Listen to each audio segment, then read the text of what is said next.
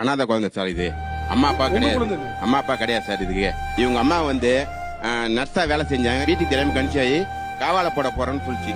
இந்த குழந்தையா? ஆமா சார், இந்த குழந்தை சார். நைட்டு பால் கூட கொடுக்கல. சரி நீ கொண்டு வந்து எங்கிட்ட கொடுத்துருங்க, நான் வளர்த்துக்கிறேன் அப்படின்னு சொல்லிட்டு நான் வாங்கி வளர்த்துக்கிறேன் சார். வணக்கம், நல்லா இருக்கீங்களா? சிறப்புங்க சிறப்புங்க. ஏய் ஹாய். ஏய் அழகா இருக்காரு, அழகா இருக்காரு, ஸ்மார்ட்டா இருக்காரு. ஏய் சிரிக்கிறாரு. எனக்கு இந்த ஜி தமிழ் தமிழால் நீங்கள் வந்து பேசியிருந்தீங்கல்ல, அது எனக்கு வந்து நிறைய பேர் அனுப்பிச்சாங்க.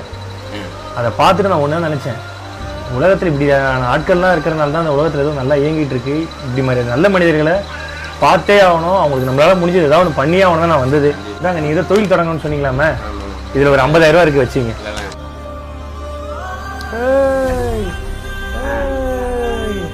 ஜாலியாக இருக்கா?